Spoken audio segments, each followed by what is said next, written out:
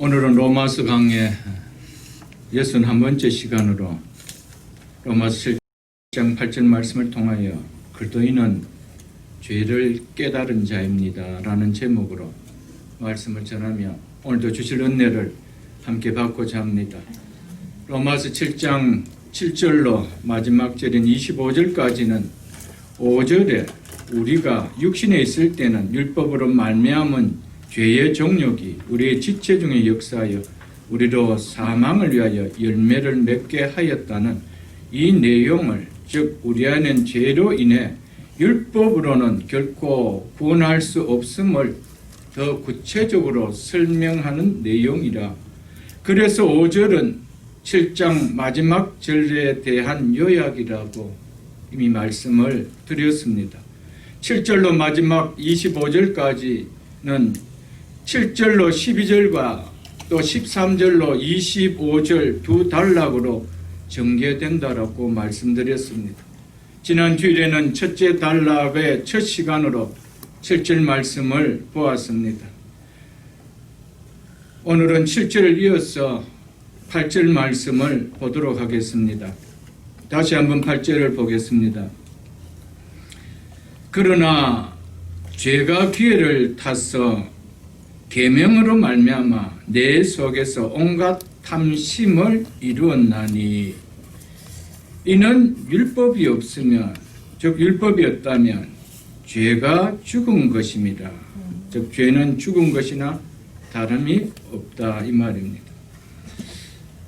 여기서 죄가 기회를 타서, 즉 죄가 기회를 잡아, 죄가 기회를 엿보다가 이런 의미인데 이 표현이 아주 중요한 표현입니다. 죄가 주어로 사용되고 있습니다. 죄가 행위의 주체라는 것을 바울은 이 시간 말하고 있죠. 죄가 인격성을 가진 행위의 주체로서 능동적인 활동을 하고 있음을 바울은 말해주고 있습니다. 우리가 로마서 5장과 6장을 보아 알겠지만 거기서 말하는 죄는 단순히 우리가 저지른 나쁜 행위, 악한 행위를 말하는 것을 훨씬 뛰어넘어서 근본적으로 타락한 인간의 본성 안에 역사하고 그리고 우리를 지배하는 하나의 세력으로서의 죄를 가리키고 있음을 이미 우리는 보아 압니다.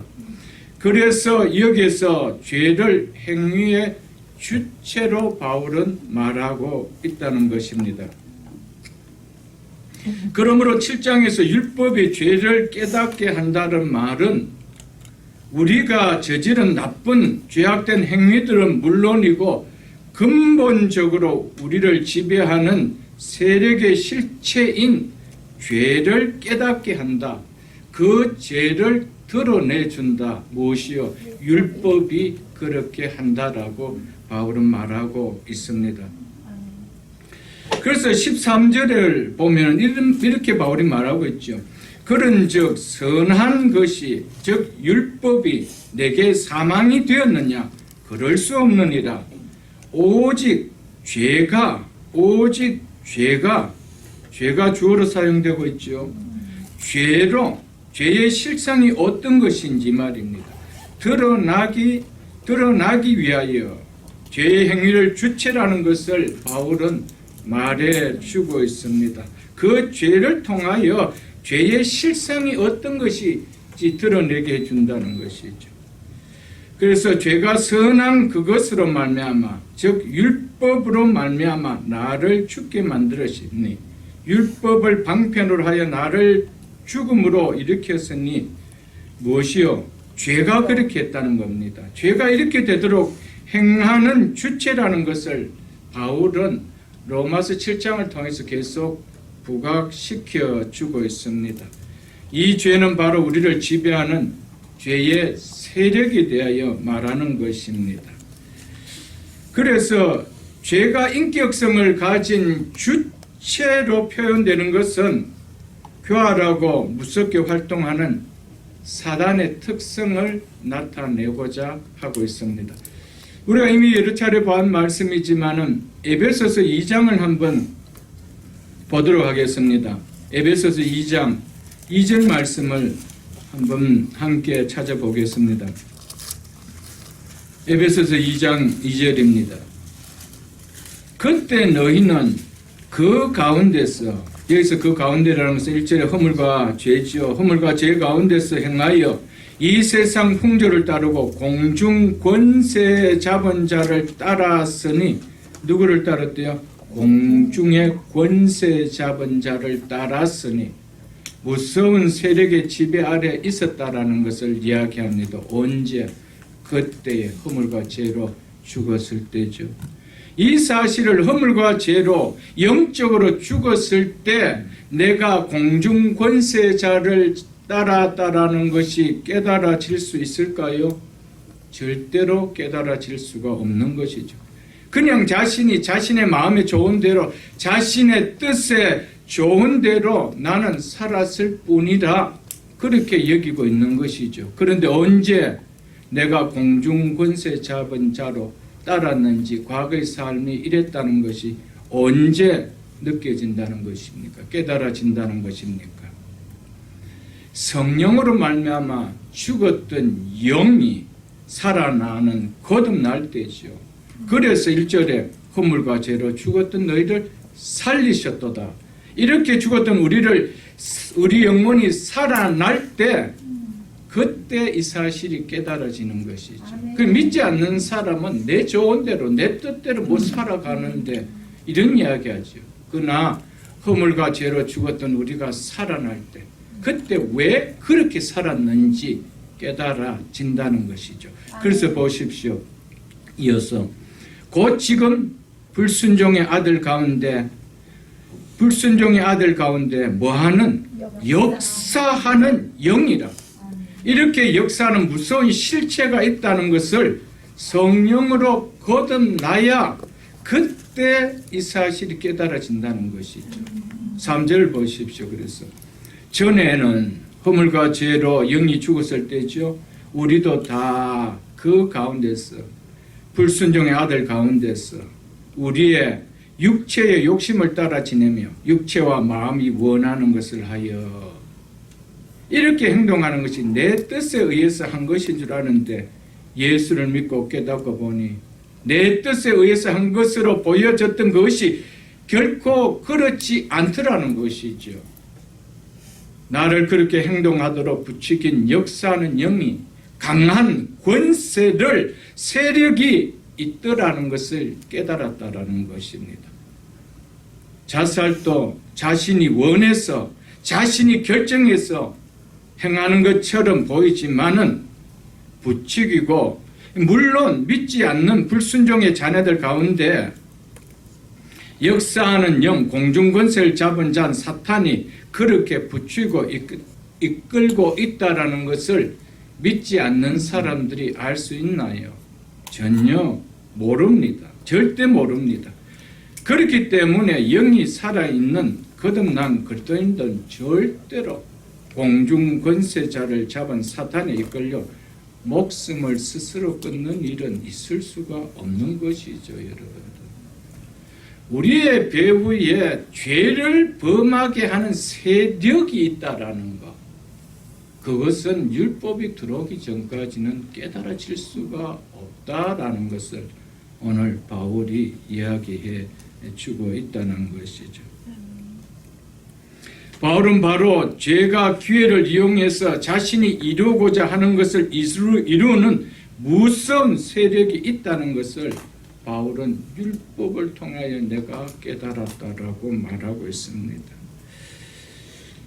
이처럼 율법은 우리가 행한 죄의 행위를 깨닫게 해주는 것뿐만 아니라 그 차원을 넘어 타락한 인간 본성 안에 역사하는 죄가 얼마나 무서운지를 깨닫게 한다는 것입니다. 또한 율법은 우리가 무서운 죄의 세력 지배 아래 있다라는 것을 알게 해 준다는 것이죠. 율법을 통해 조명하기 전까지는 모든 인간은 자신 안에 역사하는 죄가 얼마나 무서운 것인지, 그리고 무서운 죄의 지배를 받고 있다는 사실을 전혀 깨닫지 못하고 오늘도 여전히 그렇게 내 좋은 대로, 내 뜻대로, 내가 원해서 그렇게 산다라고 생각하고 있다는 것이죠. 뒤에서 다시 보겠지만 8절 중반절을 한번 보겠습니다. 8절 중반절에 이렇게 말씀하고 있죠. 율법이 없으면 죄가 죽은 것입니다. 여기서 죄가 죽은 것이라는 의미는 죄가 죽어서 존재하지 않는다 이 말이 아니고, 죄는 여전히 우리 안에 존재하고 있지만 죄가 드러나 활동하는 것은 전혀 여겨지지 않더라는 것입니다. 죄가 내 안에 있음에도 불구하고 죄가 내 안에서, 내 삶에서 역사하고 있다는 것은 내가 전혀 인식하지 못하고 있더라는 그런 의미입니다. 그래서 마치 도둑을 잡기 위해 몸을 숨기고 있는 잠복하고 있는 형사처럼 죄는 잠복하고 있다가 율법이 들어오면은 내 속에서 잠복하고 있던 그 죄가 활동하는 것을 그때야 깨닫는다는 것이죠. 그래서 율법이 오기 전은 죄는 죽은 것이라 이렇게 바울이 말을 했던 것이죠. 마치 바닥에 먼지가 없어 보이는데 비를 들고 쓸어보면 먼지는 풀풀풀 나타나는 것을 빛을 통해서 우리는 볼 것입니다. 이처럼 죄가 내 안에 없는 것처럼 보였는데 율법이 조명을 하니, 율법의 빗자루로 우리의 마음을 한번 쓸어버리니까 죄가 이 부분에서 저 부분에서도 막 드러나다는 것이죠. 그래서 율법이 오기 전에는, 율법이 없으면 죄는 죽은 것이라 이렇게 표현했습니다. 죄가 없던 죄를 율법이 만들어낸 것이 아닙니다. 없던 먼지를 빗자루가 만들어낸 것이 아닙니다. 있었습니다. 있는 것을 활성화하게 드러나게 보여준다는 것이죠. 하나님의 율법으로 조명되었을 때 내 안에 없던 죄가 보이게 되는 것이죠. 여러분들, 사랑하는 성도 여러분, 우리는 없던 죄가 율법 때문에 드러난 것이 아니고 이미 내 속에 있었던 죄였습니다. 그렇기 때문에 말씀의 조명을 받지 않았더라면 우리는 그 죄의 삭선 사망인 영원한 둘째 사망을 당할 수밖에 없었던 우리였을 것입니다. 그래서 본래 죄가 넘치게 있었습니다. 율법이 붙이기 전까지 그것은 우리에게 전혀 죄인 것이 보이지 않았습니다. 우리 지난주일에 우리 7절 말씀을 보지 않았습니까? 어느 세상 법정에서 당신 탐심을 가지고 있네? 그래서 칙령 몇 년 법정 내리는 거 없습니다. 왜? 세상 그걸 죄라고 인정하지 않습니다. 그걸 죄로 이야기하지 않습니다. 그런데 하나님의 율법이 우리에게 들어오니까요, 그 탐심이 내 속에 온갖 탐심이 일어났다는 것입니다. 각종의 탐심이 내 속에서 있었구라는 것이 활성이 보이는 거예요. 그래 내가 선한 인간이라고 말할 수 있나요? 그 사실 앞에서 우리가 선하다라고 이야기할 수 있나요? 없다라는 것이죠, 여러분. 사랑하는 성도 여러분, 동물과 달리 인간에게 가장 큰 비극이 있다면 그것은 자기 안에 있는 죄가 드러나고 있지 않다는 겁니다. 그것이 가장 비극입니다. 이것이 가장 큰 문제입니다. 먼지가 있음에도 불구하고 그것이 먼지가 있는지도 모릅니다. 그냥 잠잠하게 침체되어 있기 때문에. 여러분, 옛날에 저희들이 이렇게 짐승을 키울 때 시골에서 돼지를 키우면 이 집 저 집 다니면서 돼지 이렇게 먹이를 그 종물을 구해다 옵니다. 그러면 시간이 지나면은 이게 모든 찌꺼기 밑으로 묵어서 다 깔아앉고 위에 보한 물만 뜹니다. 그래서 굉장히 깨끗하게 보입니다. 그런데 부지깽이를 넣고 한번 휘 지어버리면 어떻겠죠? 온갖 찌꺼기가 다 위에 떠오르는 거예요. 율법이 바로 그런 역할을 한다는 것이죠. 안 보였는데 율법의 조명이 들어오니까 내 속에 이런 탐심도 저런 탐심이요. 죄에 뿌린 탐심이 온갖 탐심이 있었다는 것을 깨닫게 되었다는 것입니다. MRI나 CT가 우리 몸에 병이 있음을 드러나게 해 주지요. 이처럼 하나님의 율법은 우리 속에 있는 죄를 드러나게 해주고 죄를 폭로해 줍니다. MRI나 CT가 우리 몸의 병을 드러내게 해 줄 수는 있지만은 그것이 우리의 병을 치료해 주지는 못한 것처럼 율법도 우리 속에 얼마나 심각한 죄가 있는지 드러나게 해주지만은 율법 자체는 절대로 우리를 구원할 수가 없다라는 것이죠. 그것이 바울이 계속해서 이야기하는 거고 7장의 메시지의 핵심이 바로 그것입니다. 율법으로는 절대로 인간이 칭의를 받을 수가 없다라는 것. 그것이 7장의 핵심이 바울이 전하고자 하는 내용이라는 것입니다. 갈라디아서 3장을 한번 보겠습니다. 신약성경 306쪽입니다.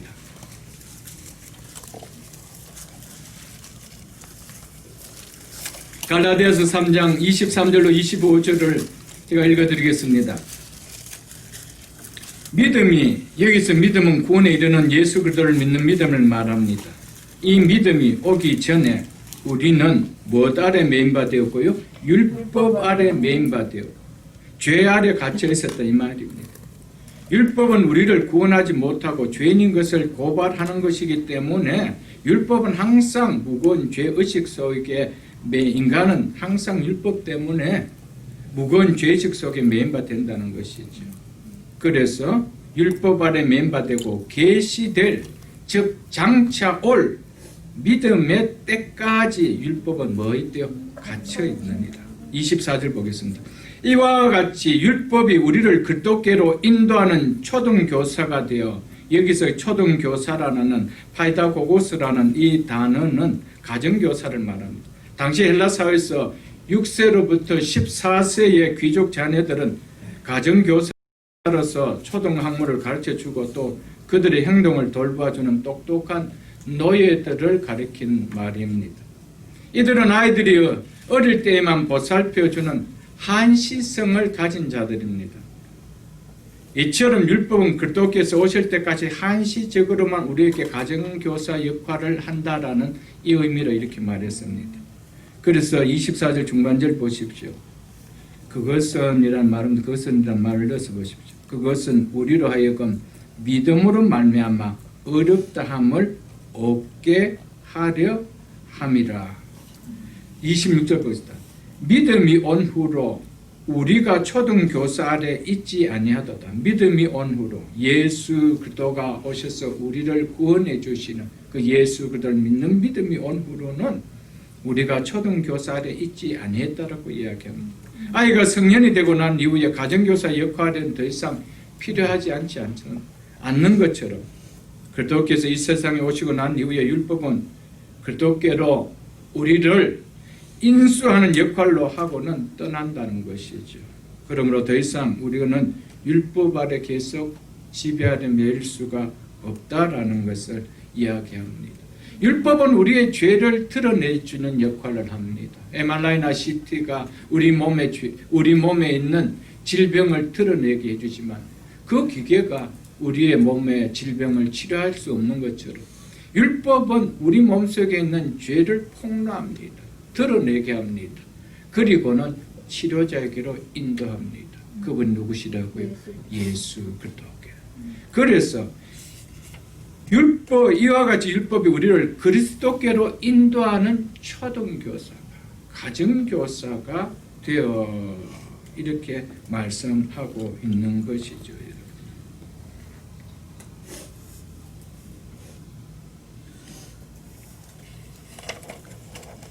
그러나 바리새인처럼 죄의 덩어리를 품고 살면서도 죄가 없는 자처럼 여기기 때문에 그들에게는 예수 그리스도가 올 이유가 없다라는 것이죠.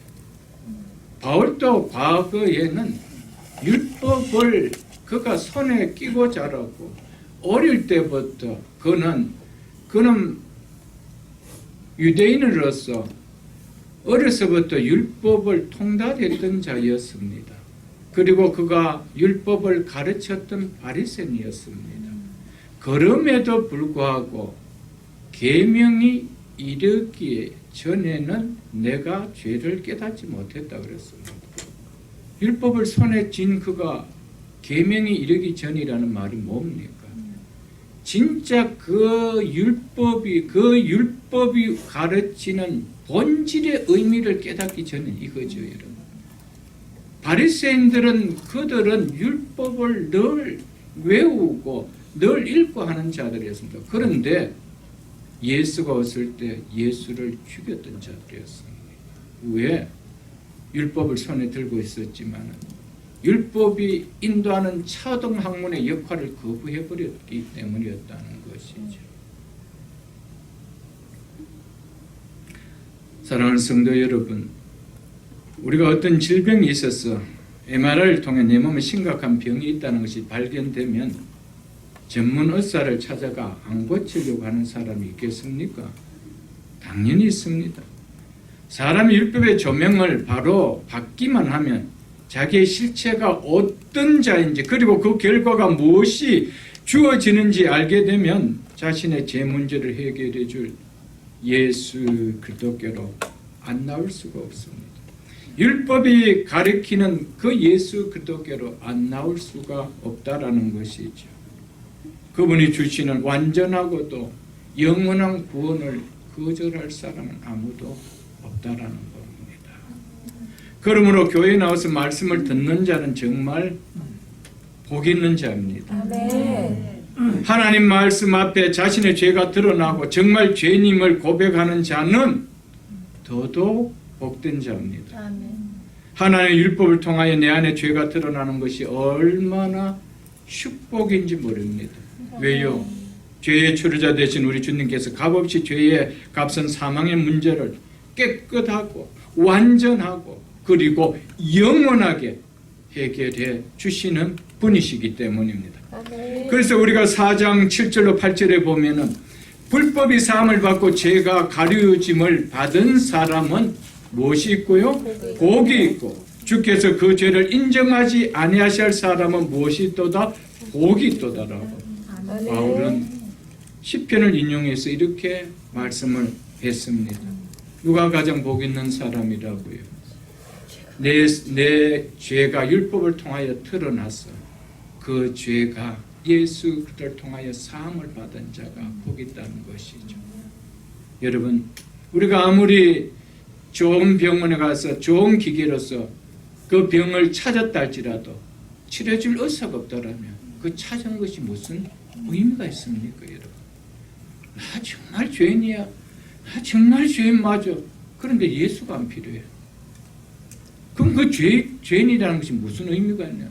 남들 앞에 조금 내가 인격적으로 고상하게 보이는 것밖에 뭐가 있나요, 여러분들? 죄인이라면은 그 죄의 삭은 사망이라는 이 문제를 치료해줄 예수 그리스도께 나가는 거 왜 없지 않겠어요, 여러분? 주님께서 우리를 치료해 주시되 어떻게 치료해 주실까요? 세상의 육신의 병은 돈을 받고 치료해 주지만은 우리 예수님께서는 우리의 영혼의 치료는 값없이 해주십니다. 믿습니까? 그 3장 24절 이렇게 말씀하고 있죠. 그리고 예수 안에 있는 속량으로 말미암아 죄인을 구원하시기 위하여 예수 그리스도께서 값을 치르심으로 말미암아 이 의미죠. 하나님의 은혜로 값없이 하나님의 은혜로 몹시요 값없이 어렵다 하심을 얻은 자 되었느니라. 아멘. 그래서 불법의 사함을 받고 죄가 가려운 자는 복이 있다라고 성경은 말씀했던 것이죠, 여러분. 정말 하나님의 말씀을 통해 자신이 정말 죄인이라는 사실이 깨달은 사람이라면 예수를 믿는다 해도 시시하게 믿어질 수가 있겠어요, 여러분들. 정말 내가 말씀을 통하여 내가 정말 죄인이구나.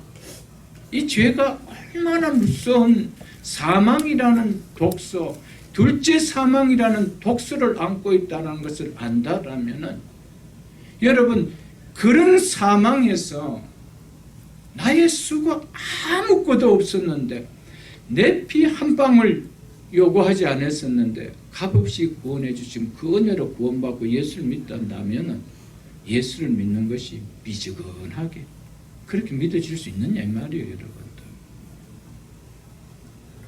있을 수가 없는 거예요.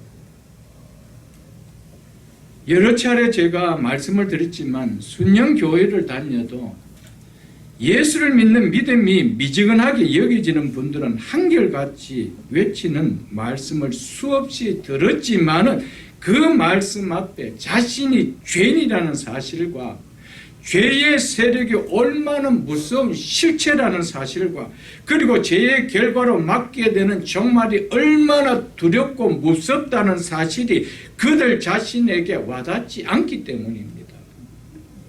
이 사실이 와닿는다라면 예수를 시시하게 믿어질 수가 없습니다. 옵선처럼 그렇게 종교 행위처럼 믿어질 수가 없다라는 것이죠. 왜 그럴까요? 복음은 그렇게 반응하지 않는다라고 말하고 있기 때문입니다. 왜? 복음은 반드시 반응이 기쁨의 소식으로 반응하게 되어 있다는 거예요. 그런데 미전득들하게 그렇게 여러분들 반응해 줄 수 있느냐? 없다라는 것입니다, 여러분. 사랑하는 성도 여러분, 죄는 심리학자들이 말하는 것처럼 단순히 죄책감의 심리적 문제 정도가 아닙니다.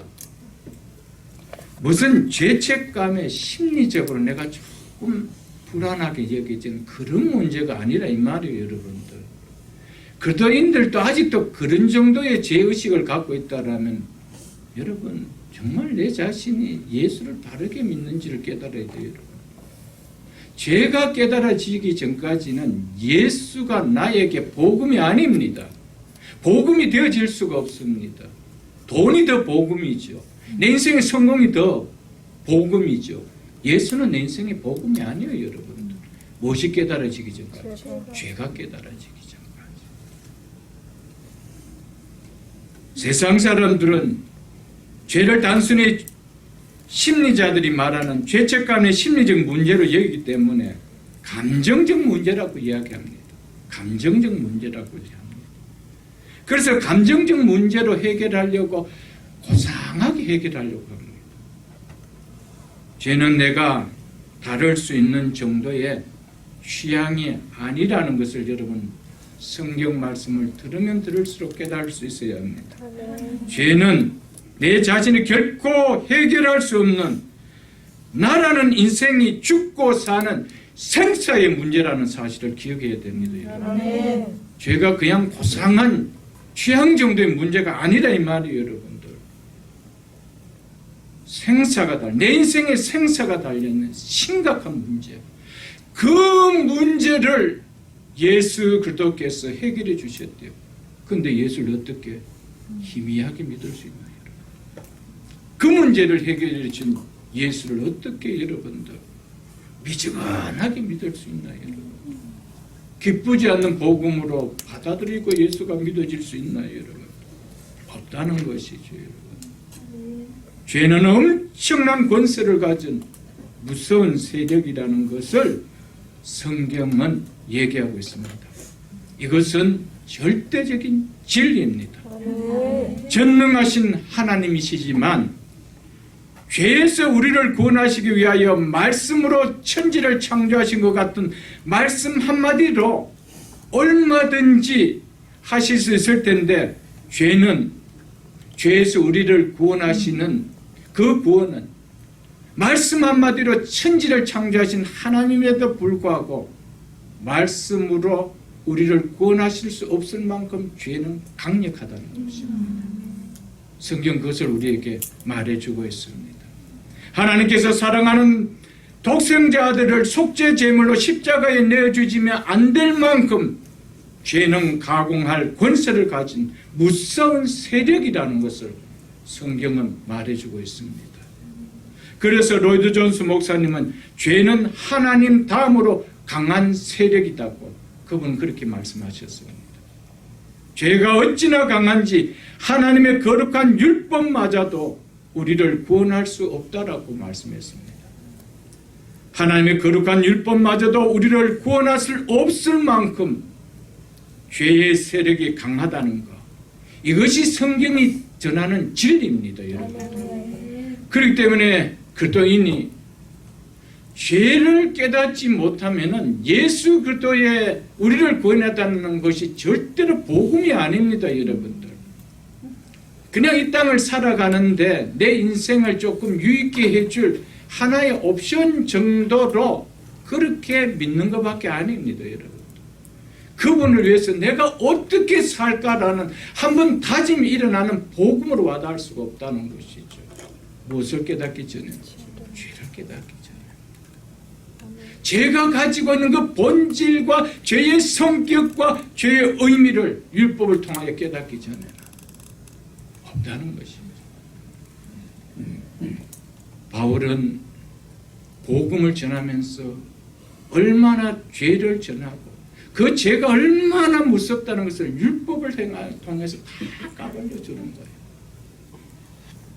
너희가 율법으로도 구할 수 없던 그런 막강한 세력인 죄에서 하나님께 사랑하는 독생자를 통하여 구원해 주셨다. 이걸 깨달아는 것이죠. 그래서 복음이라는 거예요. 믿습니까, 여러분?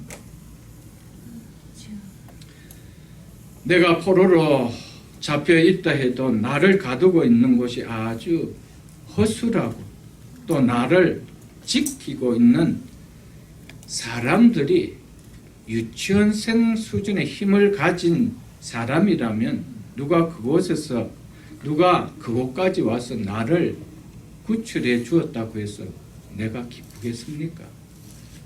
내가 마음만 먹으면은 업어치기 하고 유치원생 같은 연약한 자들 업어치기 하고 난 알 수 있는데, 그런데 절대적으로 내 힘으로 나올 수 없는 북한의 수용소와 같은 곳에 내가 포로가 되겠습니다. 그런데 누가 그곳까지 와서 많은 사람들을 다 제압하고 나를 구출해 줬다라면 나는 그 구원에 대해서 어떻게 얘기했어요? 왜 구원해 주세요? 이렇게 이야기했습니까? 나도 얼마든지 나갈 수 있는데 나를 왜 구원해 주세요? 왜 쓸데없는 힘을 여기까지 썼습니까? 그렇게 이야기할 수 있겠습니까? 감사, 또 감사, 언제까지? 죽을 때까지. 여러분, 구원이라는 것은 내가 어느 곳에서 어떤 상황 속에서 어떤 형편에서 구원됐는지 죄의 세력을 깨닫지 못하면은 예수의 구원은 복음이 아니에요, 여러분. 믿습니까, 여러분?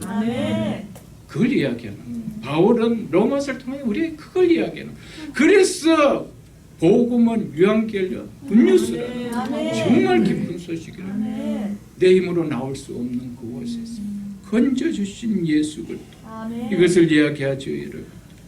그런데 하나님께서 우리를 죄에서 구원하여 주신 것은 이것과 비교할 수 없는 이 땅에서 어느 누구도 자신의 힘으로 또한 이 땅에서 어느 누구의 도움으로도 결코 나올 수 없는 이 무서운 죄의 세력들이 붙들고 있는 완전히 불가능한 상태에 놓인 우리를 구원해 주셨다는 겁니다. 그것도 어떻게 해요?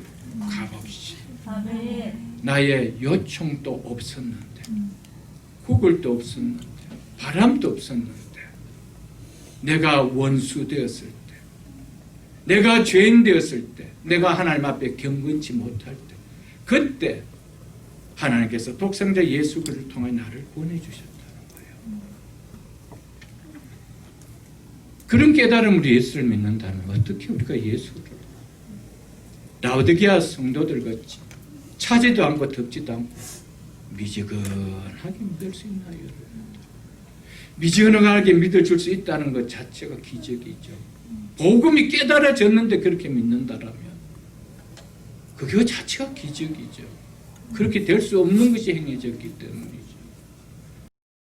복음은 절대 그렇게 반응되어질 수 있는 것이 아니라는 것입니다.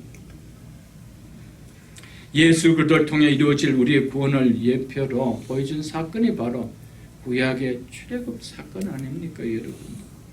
출애굽 사건을 통하여 우리의 구원이 어떤 상황에서 구원되어졌는지 조금이나마 느낄 수 있도록 기록해 놓지 않았어요, 여러분들. 애굽에 놓인 이스라엘 백성이 그 당시 최강의 힘을 가진 애굽 바로의 손에서 그들의 힘으로 벗어날 수 있었나요? 그들의 지혜로 벗어날 수가 있었나요? 벗어나려고 하면 할수록 그들은 더 족쇄처럼 조여질 수 있는 노예에 불과했는데, 그런데 하나님의 말씀에 순종하고 어린 양의 피로 문의 임방과 문설주에 바르나 값없이 구원을 받았다는 것이죠. 우리의 구원이 바로 이스라엘 백성들이 가장 강했던 애굽의 바로의 손에서 노예가 되었던 그 상황에서 값없이 구원된 것처럼 우리의 구원은 우리의 힘으로 나올 수 없는 그 상황 속에서, 그곳에서, 그 세력 아래서 하나님의 능한 손으로 우리를 구원해 주셨다는 겁니다. 아멘. 그래서 성경은 오늘 본문을 시작하면서 바울은 죄가라면 죄를 행위의 주체일 만큼 세력을 나타내고 있는 것으로 표현하고 있다는 겁니다. 죄는 심리적인 감정이 아니라는 것을 깨달을 수 있기를 주님을 축복합니다. 그래서 5장 21절에 보면 바울은 이렇게 표현했죠. 죄가 사망 안에서 무엇하니라? 왕노릇하니라. 죄가 사망 안에서 죽음으로 우리에게 무엇한대요? 왕노릇한대요. 여기서 누가 이것을 뚫고 죄의 세력이 왕노릇하는 그 손을 뿌리치고 자유의 인생이 될 수 있나요? 아무도 없다라는 것입니다. 죄는 이렇게 파워를 가지고 우리에게 행사하고 있다는 사실을 기억하십시오.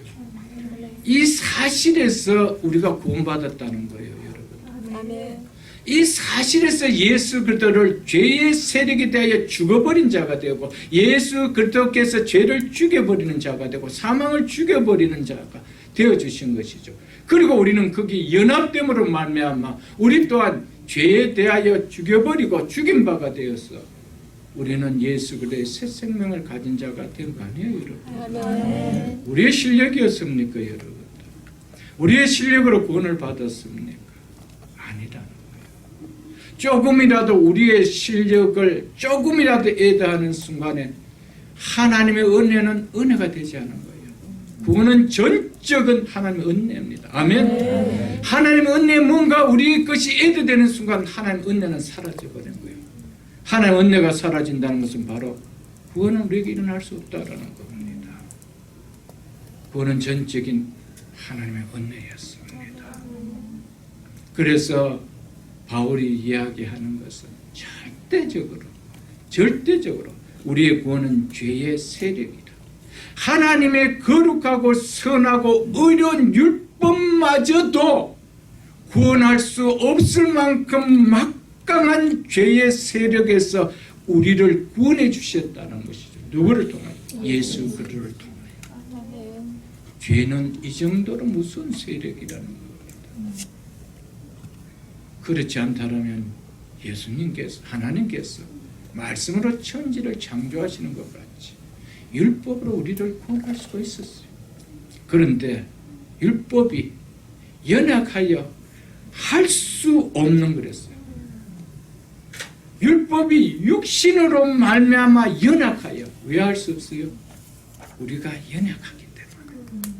왜 연약해요? 우리는 이룰 수 없는, 율법을 이룰 수 없는, 율법이 들어오면 도리어 죄가 그 율법을 삼킬 만큼, 그래서 도리어 더 죄를 일으킬 만큼 파워가 있기 때문에, 그렇기 때문에 우리의 육으로는 이겨낼 수가 없다. 그래서 율법으로는, 육신으로 연약하여 할 수 없는 그것을 하나님께서 하셨다는 거예요. 누구를 통하여? 당신의 독생자 예수를 통하여. 아멘?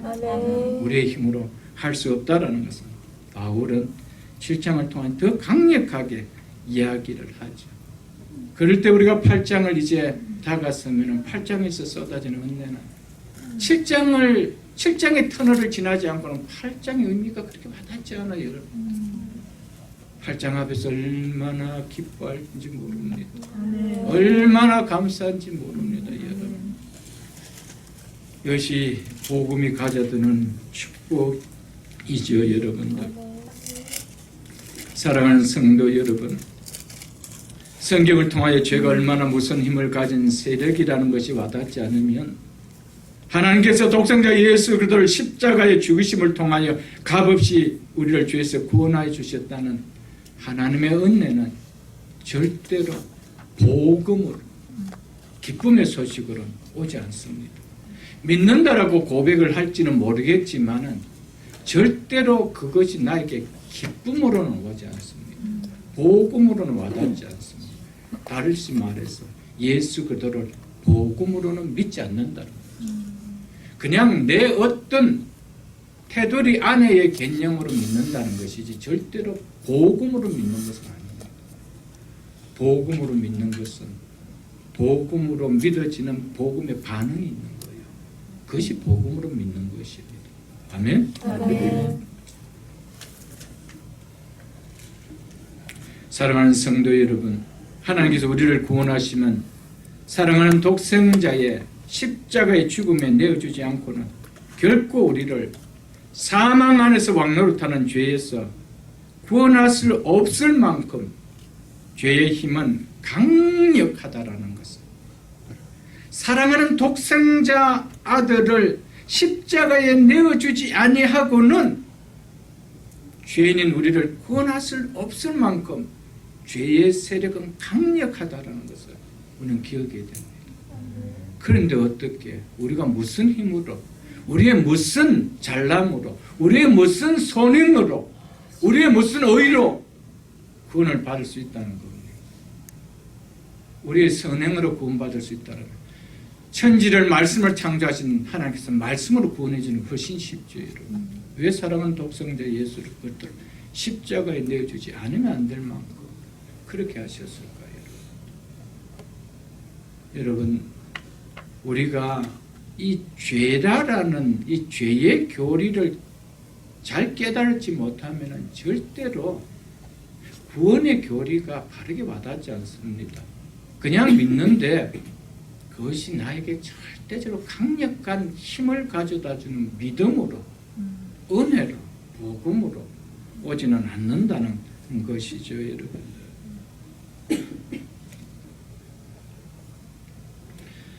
그렇기 때문에 로이 존스 목사님은 죄가 어찌나 강한지,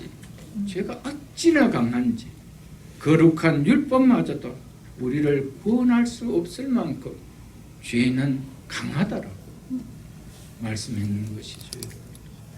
여러분, 그리스도인이면서 죄를 시시하게 보면은 반드시 죄를 통하여 넘어지는 업어치기 당함이 반드시 있습니다. 부끄러움을 당함이 반드시 있습니다. 죄는 내가 갖고 놀 수 있는 정도의 장난감 수준이 아닙니다, 여러분. 우는 사자처럼 삼킬 자를 찾는 막강한 힘을 가진 자입니다. 이 사실을 깨달을지 내가 얼마든지 조절할 수 있는 장난감 정도로 생각하다가 큰 코 터지죠, 여러분. 그래서 교회가 한 영혼이 구원받는 그리스도인임을 교회 앞에 공포하는 세례를 베풀 때 어떤 서약을 교회 앞에서 확인합니까? 제가 전에도 말씀드렸지만 첫 번째, 그대는 자신이 하나님 앞에 죄인인 줄 알면, 이걸 묻는 거예요. 이거 서약하는 거예요. 당신은 하나님 앞에 죄인인 줄 알며 죄인인 줄 압니까? 이렇게 묻는 거예요. 그 다음에 뭡니까? 당연히 그 하나님의 진노를 받아야 사람인 걸 아느냐 묻지요. 그래서 당연히 하나님의 진노를 받아야 할 사람인 것을 믿느냐는 거예요, 여러분. 내가 죄인인 것을 안다라면 그 죄의 세력이 얼마나 무서운지, 그 죄의 세력은 우리를 반드시 어디로 끌까? 사망으로 끌고 가는 거예요. 하나님의 진노를 아니 받을 수가 없는 거예요. 그런 자인 것을 믿습니까? 이건 묻죠, 여러분. 공적으로 한 영혼이 구원받는 그리스도인인 것을 교회 앞에 공포하는 세례식을 베풀 때 이걸 묻는다 이 말이에요. 그런데 내가 죄인이 아니고 나는 그런 진노를 받지 않는데라는 세례는 행할 수 없죠. 그러면서 이러죠. 하나님의 크신 자비에 의해서 구원받는 길 외에 소망이 없는 자인 것을 인식합니까? 그래서 하나님의 자비가 아니면 나는 구원받을 수 없는 절대적인 소망이 없는 자인 것을 믿습니까? 이거 인식합니까? 이건 묻잖아요. 근데 그리스도인이 죄인인 것을 깨닫지 못하고 그리스도인이 될 수 있나요, 여러분? 세상적으로 교회에서, 참 세상적인 표현이라서 제가 죄송합니다. 교회 안에서 행하는 세례는 혹 받을 수가 있을지 모를 겁니다. 그러나 하나님이 허락하는 성령 세례는 그게 없습니다. 성령 세례는 내가 죄인인 것을 알 때 성령이 오셔서 내가 죄인인 것과 또 우리의 죄가 예수 그리스도께로, 예수 그리스도의 의가 내 속으로 오목게 하는 그 사역을 성령이 하시잖아요. 그래서 성령 세례가 일어나죠. 여러분, 내가 죄인인 것이 깨달아져요. 그래서 오늘 말씀이 그리스도인은 죄가 깨달아져야 합니다가 아니고 깨달아진 자라고. 믿습니까, 여러분? 내가 죄인인 것이 깨달아져요. 죄가 깨달아져야 되는 거예요. 그러면서 세례를 베풀 때 두 번째 이렇게 묻죠. 그대는 주 예수 그리스도가 하나님의 아들이신가? 죄인의 구주이심을 믿으며 이래. 예수 그리스도가 죄인의 구주임. 무슨 말입니까? 내가 죄인이라는 것이 반드시 내가 뭐 해야 됩니까? 공포해야 됩니다. 그 서약해야 됩니다. 내가 죄인이다. 그래야 예수 그리스도가 우리의 죄인의 구원자였음을 믿습니까? 라고 물어볼 수가 있죠. 복음에 말한 바와 같이 구원하실 이는 오직 예수 그리스도 한 분인 줄 알아. 구원하실 일은 오직 예수 그리스도 한 분, 이분 외에는 없습니다. 죄의 세력에서 우리를 구출해주고 구원해줄 수 있는 분은 오직 이 땅에 한 분밖에 없습니다. 누구십니까? 당신이 십자가에서 죄의 세력을 이기신 예수 그리스도밖에 없습니다. 믿습니까, 여러분? 그래서 이 땅에 다른 이름은 구원을 받을 수 있는 이름이 없다라는 겁니다. 예수 그리스도 외에. 그것을 묻는 것이죠. 그래서 그분을 영접하고 그분에게만 의지하기로 작정하십니까? 이렇게 묻는 거예요. 한 사람의 그리스도인이 되는데 내가 죄인인 것이 깨달아지지 않는 어떤 그리스도인이 되어질 수 있나요? 없습니다. 내가 죄인인 것이 깨달아지지 않는데, 그래서 예수님 의인이라고 자처했던 바리새인에게 타박하지 않았어요. 도리어 화인 맞은 자라고 했죠. 독사의 자식들이라고 외쳤을 뿐이죠. 여러분. 8절을 다시 한번 보겠습니다. 죄가 기회를 타서 계명으로 말미암아 내 속에 온갖 탐심을 이루었나니, 즉 일으켰나니, 이런 의미입니다. 8절의 의미는 죄가 율법의 계명을 도구 삼아서 우리로 하여금 마음속에 온갖 탐심을 느끼도록 충동질한다라는 의미가 되어집니다. 여기서 죄가 기회를 타서라는 의미가 아주 중요한데, 여기서 기회라는 헬라 원어는 아포르메인데, 이 아포르메는 원래 군사 용어인데 원정을 위한 출발점 혹은 적을 공격하기 위한 작전을 준비하는 기지라는 의미를 가진 단어입니다. 그러므로 죄가 기회를 탔다라는 이 말은 죄가 계명을 출발점으로 하여 혹은 죄가 계명을 작전 기지로 삼아서라는 의미가 되어집니다. 그리고 죄가 계명을 지렛대로 하여라는 의미가 되어지는 말입니다. 이 말은 죄가 계명에 의해서 우리를 자극시키는 발판이나 기지나 지렛대를 우리 안에 설치한다라는 의미가 되어집니다. 지렛대가 뭡니까? 움직이고 싶은 무거운 물건을 쉽게 움직이기 위하여 사용하는 도구 아닙니까? 이 계명이 죄를 붙이기는 이런 지렛대 역할이 되어진다는 겁니다. 우리가 잘 이해가 안 되는 말씀 같습니다. 바울은 죄가 탐하지 말라라는 율법의 계명을 지렛대로 사용했다. 기지로 사용했다. 출발점으로 사용했다는 겁니다. 죄가 계명을 기지로, 출발제로, 지렛대로 사용하여 무엇을 이루게 한다는 겁니까? 온갖 탐심을 일으켰다라고 이야기하고 있습니다. 바울은 한두 가지 탐심이 아니라 생각할 수 있는 모든 유형의 탐심이 우리 속에서 율법이 들어옴으로 말미암아 다 일으키더라는 것이죠. 그러니까 어떻게 오라 내가 공고한 사람이다.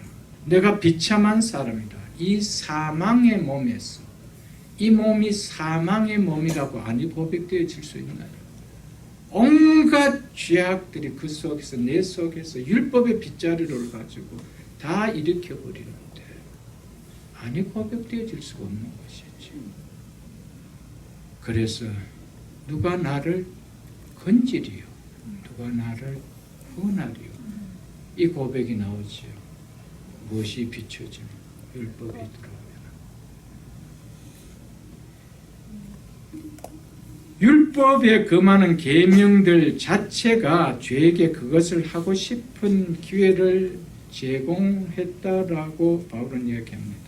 계명이 하지 말라 하는 것을 사실상 지렛대로 사용해서 그것을 하도록 무겁게 죄가 역사한다는 것이죠. 그래서 내 속에 쉽게 죄가 일어나도록 만들어버린다는 겁니다.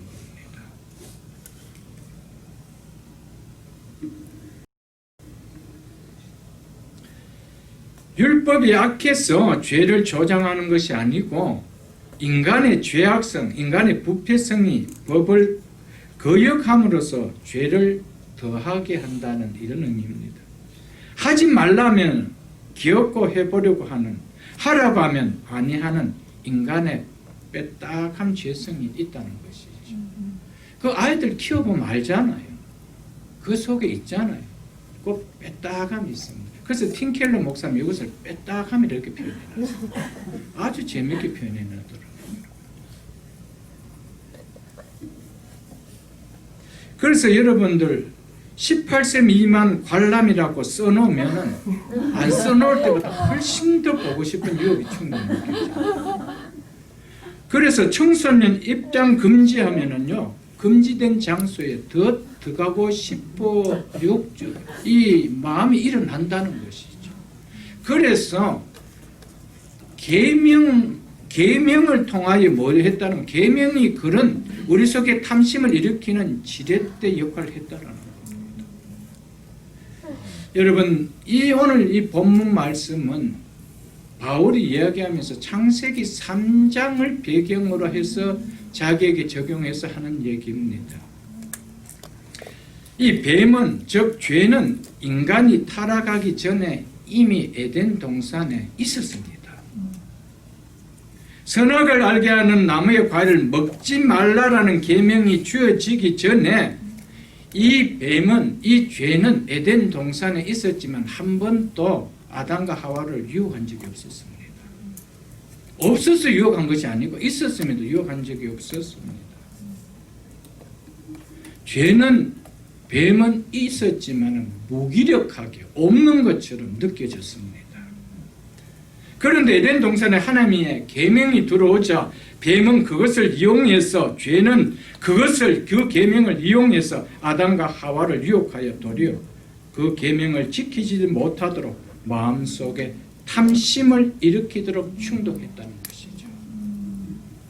하나님께서 아담에게 동산 중앙에 있는 선악을 알게 하는 저 나무 열매는 먹지 말라, 절대 먹지 말라, 먹어서는 안 된다, 먹는 날에는 반드시 죽는다라 라고 말씀하시기 전까지 아담과 하와는 에덴 동산의 중앙에 있는 나무에 달린 열매를 지나다니면서 수없이 봤습니다. 많이 봤습니다. 그런데 한 번도 그것을 따먹고 싶은 마음이 일어난 적이 없었습니다. 그래서 잘 지냈습니다. 만일 하나님께서 아담과 하와에게 동산 중앙에 있는 나무의 열매는 먹지 말라라고 계명을 주지 않았다라면 그때야 아담과 하와가 에덴 동산에 많고 많은 맛있는 과일들이 지천에 깔려 있는데 그거 다 넣어놓고 하필 그 과일에 포커스가 갔겠어요. 거기에 필이 꽂혔겠어요. 그래서 그것을 먹으려고 다가갔겠어요. 그 유혹에 넘어갔겠어요. 먹지 말라라는 계명이 주어지자 그때야 죽었듯처럼 있었던 죄가 일어났어. 아담과 하와에게 찾아갔어. 이것을 먹는 날에는 네가 죽는 것이 아니라 네 눈이 도리어 밝아져서 하나같이 된다. 그래서 계명이 도리어 나를 속이고라고 이제 11절에 보면 그렇게 이야기하고 있는 거예요. 속이는 거예요. 속이는 거예요, 여러분.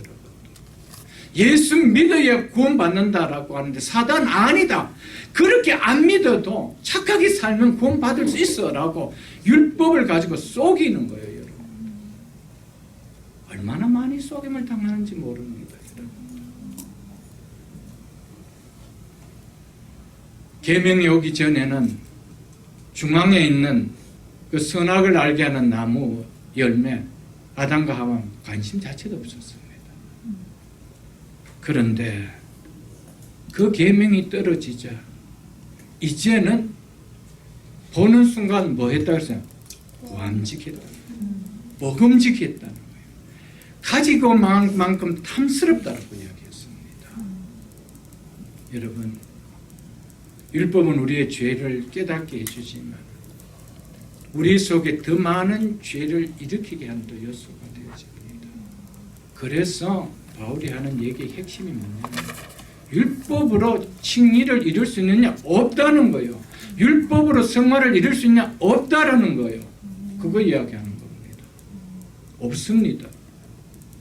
예수 그를 통하여 성령이 오셔야만 모든 것이 되어질 수 있는 거예요. 그래서 성령으로 인도함을 받는 자가 하나님의 자녀라 이렇게 이야기한 거 아니에요, 여러분들. 육신의 생각으로는 하나님과 원수되고 하나님의 일을 생각지도 못하고 할 수도 없다라고 바울이 그렇게 이야기하는 거예요. 여러분, 우리의 이 성령으로 거듭나기 전까지 율법을 통하여 우리의 성화를 이룰 수 있다라고요. 칭의를 이룰 수 있다라고. 바울 자체는 이거는 impossible이다. 이걸 이야기하는 거예요. 언제? 성령으로 거듭날 때. 영에 속한 자가 될 때. 아멘? 아멘. 그러니까 인간이 예수 그리스도 외에 구원받은 길이 있냐? 인간이 예수 그리스도 외에 뭐 조금 착하게 살았어. 율법을 이루어서 구원받을 수 길이 있냐? nothing이라는 거예요. 깨라는 것이죠, 여러분. 그러니까 말씀 앞에 서보지 못한 인생은 정말 불쌍해요, 여러분. 열심히 착하게 잘 사는데 그 마지막은 죄의 삭선 사는 거예요. 그게 얼마나 불쌍해요, 여러분. 불쌍하죠. 율법으로는 성화도 율법으로는 칭의도 일어날 수 없습니다. 오직 예수 그리스도와 연합될 때만 우리에게 칭의가 일어나고 예수 그리스도와 연합될 때만은 우리에게 성화가 일어날 수 있습니다. 바울은 로마를 통해서 이것을 우리에게 말씀해 주고 있는 거 아니겠어요, 여러분? 아담과 하와가 왜 그 과일에 특별히 그 열매에 특별히 집착을 했습니까? 그것만 먹지 말라라는 계명 때문이었습니다. 율법의 계명이 탐심을 만드는 것이 아니었습니다. 율법이 그 속에 있는 탐심을 지렛대를 이용해서 이렇게 세웠다는 것이죠. 이렇게 세웠다는 것입니다. 별 생각 없다라고 말씀을 전하면 빼딱하게 오는 사람 빼딱합니다. 꼭 그렇게 믿어야 되나? 이런 생각이 있다고 그 전에 아무 생각을 안 갖다가 그게 참 이상하다는 것이죠. 그 인간의 죄성이라는 거예요. 그러니까 율법을 갖다 대면 그때는 이제 죄가 율법을 지렛대로 해서 우리 속에 그것을 일으킨다는 것이죠. 그게 우리 인생에 희망이 있나요? 없습니다. 그게 포기해야 되는 거예요.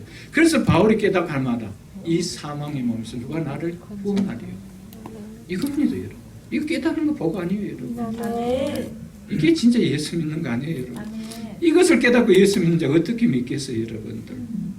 여러분, 정말 이 상황에 보면서 누가 건지려 했는데 건지려 말 전에 예수 그리스도께 나를 건져주셨대요. 그게 얼마나 감사해요. 아멘. 그러니까 그분을 위해서 그렇게 살아가는 거 아니에요. 아멘. 바울은 그렇게 살아갔습니다. 그렇게가 어떤 편인지 여러분 아시잖아요. 여러분. 그렇게 살아간 거예요. 여러분. 뭐 때문에? 복음 때문에. 아멘. 여러분과 저에게 복음이 그렇게 느껴질 수 있게 주님 축복합니다. 아멘. 사랑하는 성도 여러분들, 탐내지 말라라는 계명은 탐내지 않게 하는 울타리가 되어주는 말씀이 아니라는 것을 깨달으십시오, 여러분들. 그렇기 때문에는 율법으로는 구원을 받을 자가 없는 거예요, 여러분. 여러분, 계명은 지켜라고 줬다는 의미를 생각하면 착각입니다, 여러분들. 계명은 지킬 수 없는 것인 줄 알고 내 실체가 어떤 것이라는 것을 보라는 거죠. 그래서 율법은 죄를 깨닫게 함이라고 이야기합니다.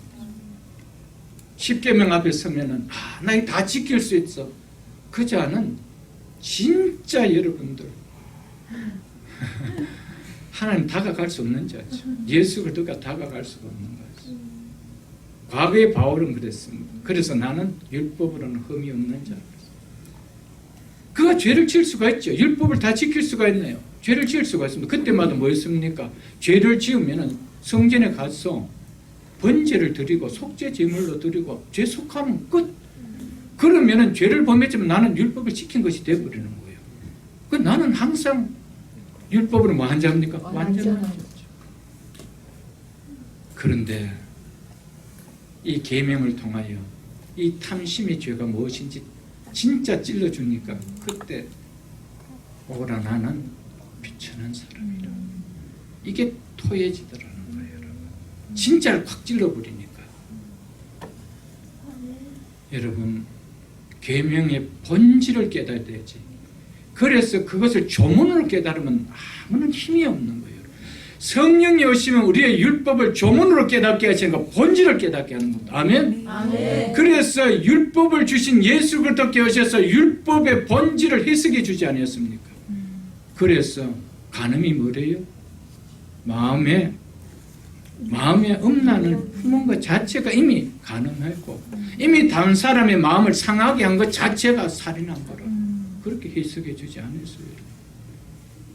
그 앞에 누가 자유할 수 있는 의인이라고 할 수 있는 자가 있는 것입니까? 없다라는 것이죠, 여러분들. 계명은 원래 아담의 생명을 아담과 하와의 생명을 보호하기 위하여 주셨습니다. 먹는 날에는 반드시 죽으리라고 하신 것은요. 전에도 제가 여러 차례 말씀드렸지만은 아담은 본래 죄가 없이 지음을 받았습니다. 그러나 결코 영원한 생명으로는 지음을 받지 않았습니다. 그렇기 때문에 이것을 먹는 날에는 죽으리라. 무슨 말입니까? 너는 죽을 수도 있는 존재라. 이거 깨달아라는 것이죠. 너는 영원한 생명으로 지음받은 자가 아니라는 겁니다. 그것을 이야기해 줬습니다. 그래서 영원한 생명을 갖는 길을 뭐를 주셨습니까? 계명을 주셨습니다. 이것을 먹지 않으면 네가 살리라는 것이죠. 이것을 먹는다는 죽는다는 거예요. 그래서 아담과 하와에게 생명을 지키기 위하여 계명을 줬는데 그 계명이 도리어 뭐였다는 겁니까? 나에게 사망을 가져오게 했다는 것이죠, 여러분. 그래서 10절에 이렇게 말씀하고 있습니다. 생명이 이르게 할 그 계명이 내게 대하여 도리어 이 사실을 바울 자신이 적용하고 있는 것이죠. 사망에 이르게 하는 것이 되었다. 아멘. 그 살으라고 준 계명 때문에 아담과 하와는 그 계명 때문에 그들이 죽어버린 거예요. 이걸 이야기하는 거예요, 여러분. 그런데 어느 인생이 계명을 지킬 인생이 있나요? 우리의 조상 아담이 계명을 지키지 못했다라면 이제는 거기에 DNA를 물려받는 우리가 계명을 지켜서 구원받을 수 있는 길이 있나요? 없다. 바울은 그거 이야기해요. 그래서 율법으로 구원을 받을 수 있는 인생 한 명도 없다.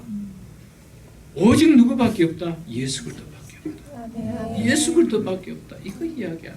이거 외치는 거예요. 여러분 잘 생각해 보십시오. 여러분과 저는 우리를 살리라고 주신 계명이 나를 죽이는 것이 되어지게 하지 마십시오, 여러분. 계명을 주시면 이제는 아멘 하십시오. 그 계명을 불편해서 뛰쳐나가지 마십시오, 여러분들. 그게 도리어 죽는 거예요. 여러분 살리라고 복음 전하고 살으라고 말씀 전하는데 그 말씀 도리어 나에게 사망이 당하게 한다면 아담처럼 얼마나 불행한 인생이 되겠어요, 여러분들. 말씀을 받으면 아멘 하십시오. 아멘이죠. 무조건 아멘이지요. 여러분.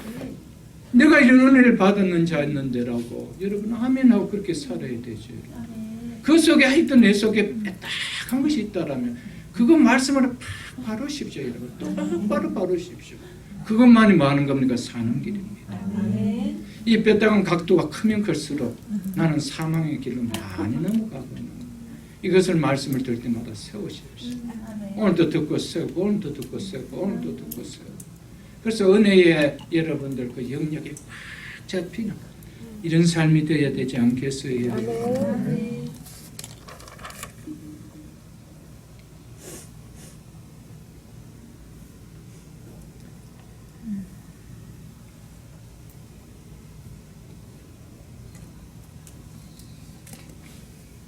사랑하는 성도 여러분, 성경적 이 죄의 교리를 우리가 바르게 이해하지 못하면은 성경적 교리가 바르게 이해가 되지 않습니다. 성경에서 이야기하는 죄라는 것이 뭐냐? 그 죄의 성격이라는 것이 뭐냐?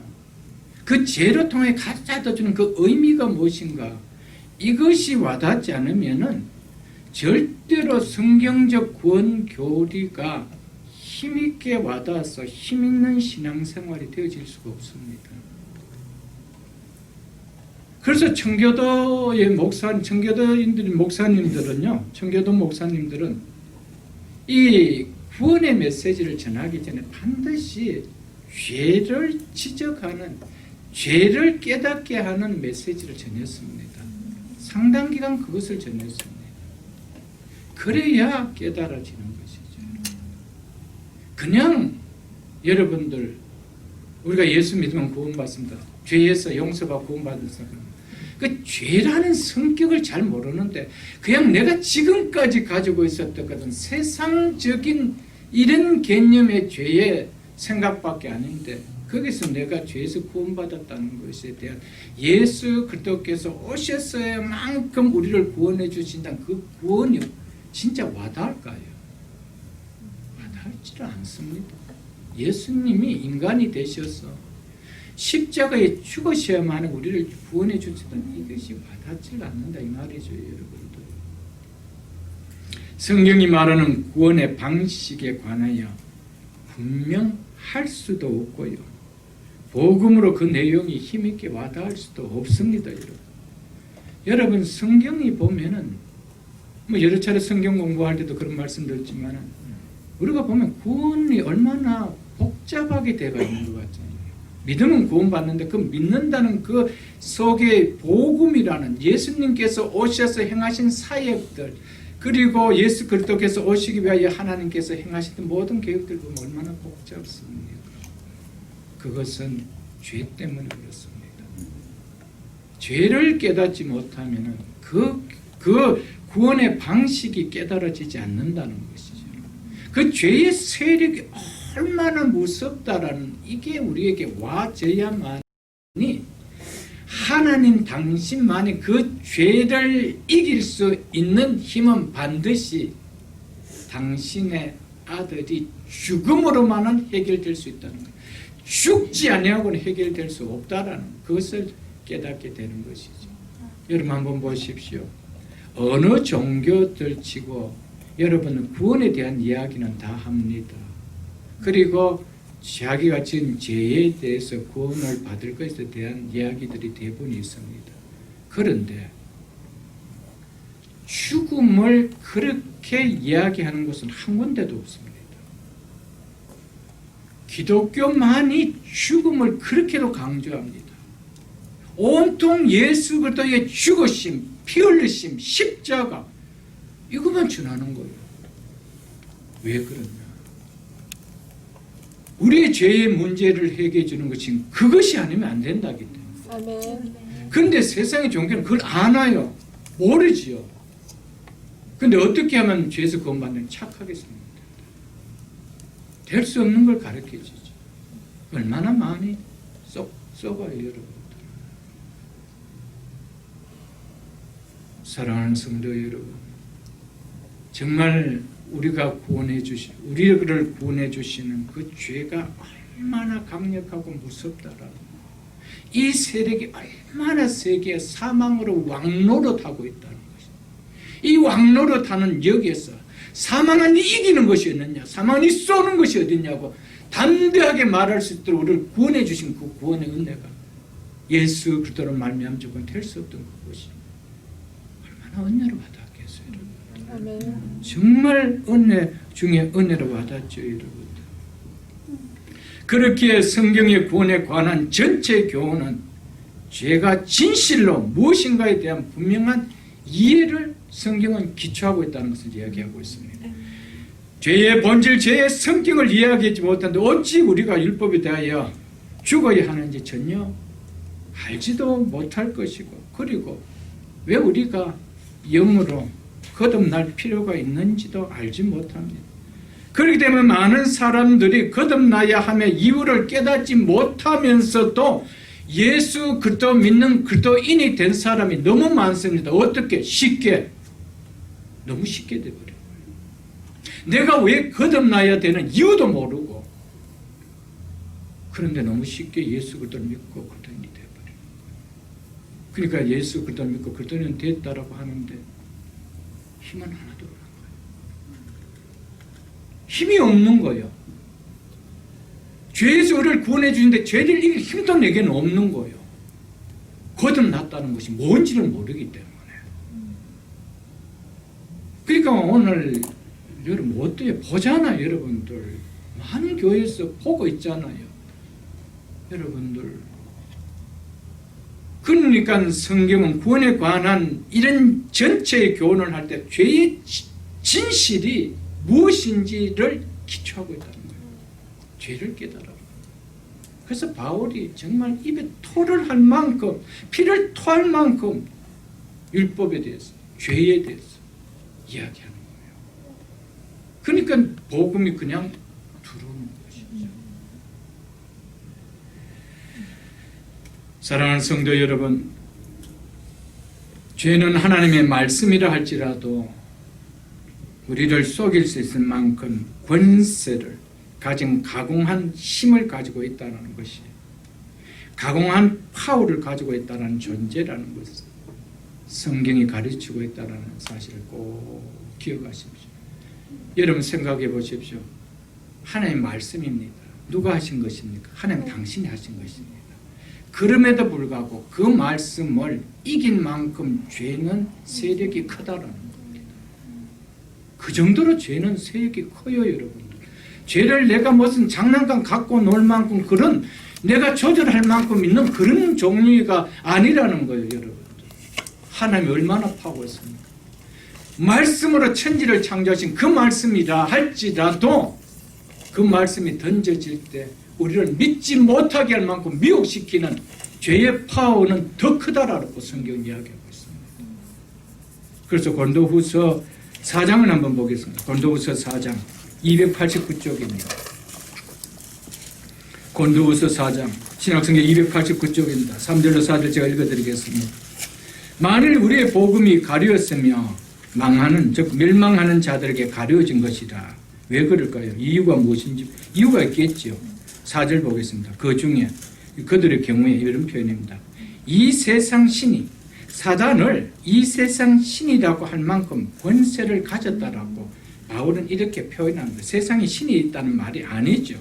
이만큼 사단은 권세를 가진 자라는 것을 이야기하고 있습니다. 믿지 아니한 자들의 마음을 못하여 혼미하게 하여 속인다는 거예요. 그래서 그리스도의 영광의 복음의 광채가 비치지 못하게 하면 그리스도는 하나님의 형상이라, 하나님의 형상이신 그리스도의 영광을 선포하는 복음의 빛을 보지 못하게 할 만큼 하나님의 말씀이 전해진데도 바울은 죄는 우리를 속일 수 있다는 거예요. 그 정도로 파고 있다는 거예요, 여러분들. 그러니까 우리가 말씀을 듣는 자세가 어떻게 돼요? 어떤 기도를 드려야 되겠어요? 예배 자리 나올 때 여러분 하나님 오늘 말씀 가운데 혼미하게 사단이 역사하지 못하도록 해달라. 말씀의 명 그대로 듣게 역사하게 해달라. 왜 그렇습니까? 파워가 있기 때문에. 내 힘으로 안 올 수 있다, 여러분.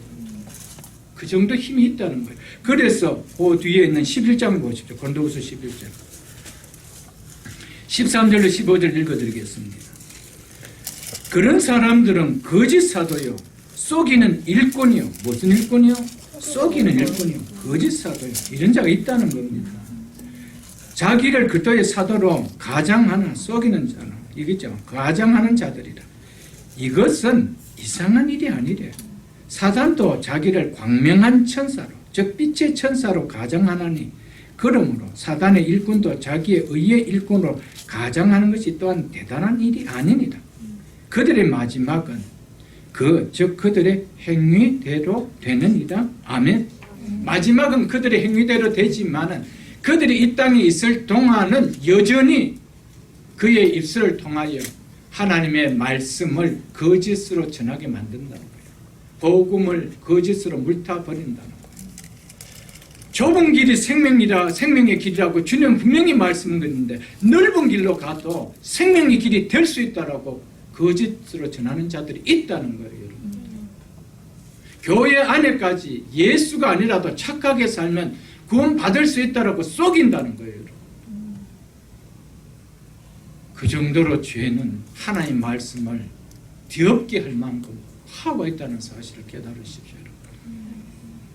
여기에서 구원받은 것은 예수 그리스도 하나님의 아들 당신이 그 죄의 권세를 이기는 힘을 가지지 않고는 그 죄를 이길 방법이 없는 거예요. 그렇게 해서 우리를 구원해 주시고, 이제는 그렇게 이기셨던 그분의 영을 우리 속에 주신 거예요. 그래서 우리가 기도하며 이기며 나가는 거예요. 아멘. 그래서 디모데후서 3장 13절로 14절을 보면, 악한 사람들과 속이는 자들은 더욱 악해져서 속이기도 하고 속기도 하나니, 그러나 너는 배우고 확실한 일에, 즉 진리 안에 거하라. 너는 네가 누구에게 배운 것을 안다라고 바울은 디모데에게 이렇게 이야기했습니다. 의의 일꾼으로 가장하는 자들에게 배운 자가 아니다는 겁니다. 즉 디모데, 너는 나에게 배우지 않았나, 이걸 이야기하는 거예요. 사랑하는 성도 여러분, 오늘 이 시대 다른 것과 속이는 것이 아니에요. 말씀이 선포되는데 그 말씀을 가지고 또 속이는 자들이 있어요. 똑같이 말씀을 받았는데 그 말씀을 받고 다른 성도가 아니야, 꼭 그렇게 할 필요 없어라고 속이는 자들이 있단 말이에요, 여러분. 꼭 그렇게 예수 안 믿어도 된다라고 속삭이는 자들이 있단 말이에요, 여러분. 그래서 바울은 속이기도 하고 속기도 한다. 그러나 너는 배우고 확실한 일에 진리 안에 거하라. 여러분, 말씀을 진리로 받으시고 그 진리 안에 거하십시오, 여러분. 사단이 얼마나 우리를 무섭게 우는 사자같이 여러분들 대항마처럼 우리에게 달려들려고 하는지 모른다는 사실을 꼭 여러분들 얘기하십시오. 죄는 하나님의 거룩한 율법을 자기의 목적에 사용할 수 있을 정도로 죄는 파워를 가지고 있습니다. 자기의 목적을 이루게 할 만큼 하나님의 말씀을 자기가 마음대로 주무를 수 있단 말입니다. 이게 죄입니다. 이게 죄를 붙들고 있는 사단의 실체입니다, 여러분들.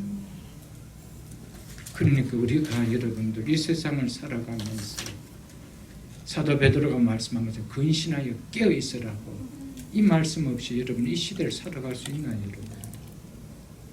사단을 여러분이 갖고 노는 장난감 정도로 여기지 마십시오, 여러분. 죄는 우리를 지옥 구덩이까지 끌고 가는 왕노릇하는 자입니다. 거기 손에서 그 쇠살에서 풀어날 자 아무도 없습니다. 예수 그리스도의 피의 권세로만이 그 쇠사슬을 끊어줄 수 있습니다. 아멘. 거기서 끊음을 받았다면 어떻게 예수 믿어야 될까요? 사랑하는 성도 여러분, 우리에게 이런 기쁨이 있어야 될 줄 압니다.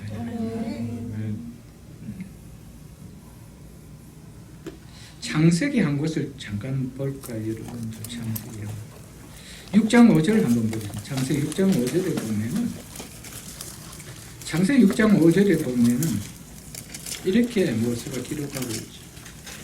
노아 홍수로 인류를 심판하기 전에 그 시대 사람의 특징을 한마디로 한 절로 요약해 주고 있습니다. 여호와께서 사람의 죄악이 세상에 가득함과 그의 마음으로 생각하는 모든 계획이 항상 뭐할 뿐입니다. 악할 뿐입니다.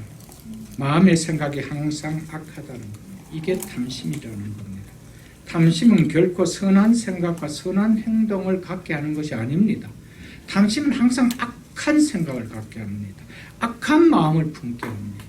그래서 그들이 뭐 했대요? 항상 악할 뿐이라. 그래서 사람들이 탐욕과 정욕과 욕심들에서 지배당하는 불타오르는 죄악의 삶을 살았죠. 소돔 고모라도 마찬가지예요. 그래서 그들이 불로 말미암아, 물로 말미암아, 또 소돔과는 불로 말미암아 여러분 심판당한 거 아니에요? 이 두 가지 사건은 장차 우리에게 임할 하나님의 심판을 예표해 준 거 아니에요, 여러분? 고대에 있는 창세기 8장 2절, 21절도 한번 보시겠습니다. 21절 중반절을 보겠습니다. 이는 사람의 마음이 계획하는 바가 어려서부터 마음이라 악한. 왜 그럴까요? 탐심 때문에 그렇습니다. 탐심이 있었어요. 탐심은 절대 선한 생각을 갖게 하지 않습니다. 항상 악한 생각을. 내가 갖고 있는 것에 절대 만족하게 만들지 않습니다. 더 가져야 되지. 욕심을 자꾸 일으킵니다. 그래서 뭘 하게 만듭니까? 부정을 하게 만듭니다. 속이게 만듭니다. 그렇습니다, 여러분. 탐심은 절대 선한 생각을 갖게 하지 않는 거예요. 그러니까 우리가 얼마나 악해요. 이걸 율법이 깨닫게 해주는 거죠. 그 탐심이 죄라는 것을 깨닫지 못해도 율법이 탐심이 죄라는 걸 깨닫지 못하는 바로 나는 죄인 것을 알지 못했다는 겁니다. 가장 뿌리를 건드리는 것이죠. 우리가 뭘 행동해서 악한 것이 아니에요. 탐심을 통하여 악한 생각, 악한 마음을 푼 거예요. 여러분, 이번 한국에 며칠 전에 일어난 사태를 여러분들 너무 빅뉴스 나서 잘 알잖아요. 여러분, 죄는요, 내가 무엇을 배웠다, 내가 뭐 교육을 받았다, 내가 무슨 좀 선한 활동을 하고 있다, 그래서 죄를 이긴다고 속지 마십시오. 선한 활동하는 그 속에 더 죄는 더 많이 일어나는 거예요. 감춰졌을 뿐이죠. 안 드러났을 뿐이죠, 여러분.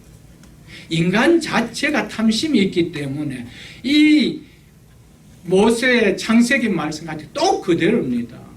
생각하는 것 자체가, 마음 자체가 악해요, 인간이. 그렇기 때문에 겉으로 드러난 대중 앞에서는 내가 이런 좋은 인권 운동을 하고 있습니다 하고 외치지만 뒤에서는 인권 운동하는 사람이 지탄받아야 되는 짓을 지가 하고 있다는 거예요, 여러분.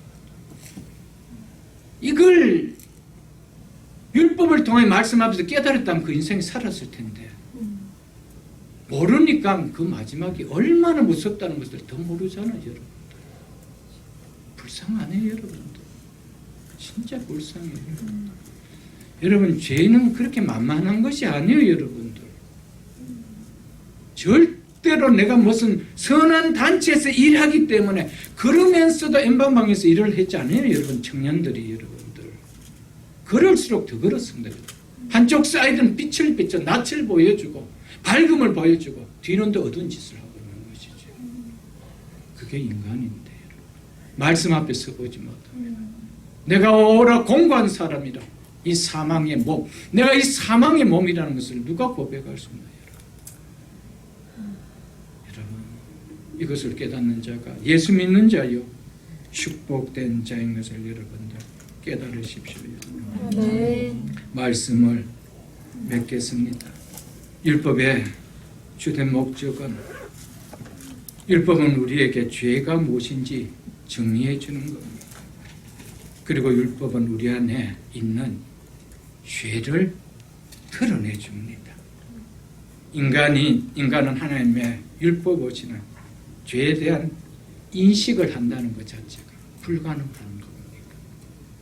그래서 조그마한 죄를 지으면 그냥 그거보다 조금 다른 선한 일로 내가 커버하려고 하는 습성이 있습니다. 그래서 나쁜 짓을 하는 사람이 그런 도네이션도 또 많이 합니다. 그래서 그걸 커버하려고 합니다.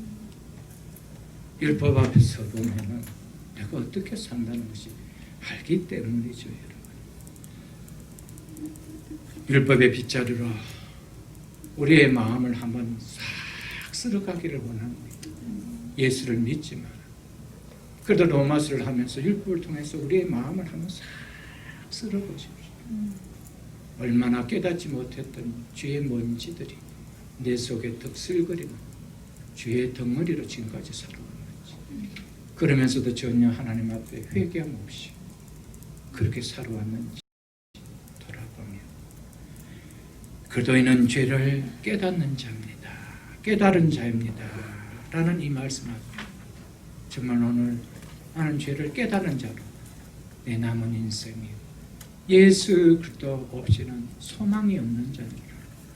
그렇게 살면 이제는 죄가 얼마나 무서운 세력인 줄 알고 죄를 가볍게 여기지 않고 죄에서 구원해준 예수 그리스도만 믿고 의지하고 그분만 붙들고 살아가는 우리 모두가 다 될 수 있기를 주 이름으로 축복합니다.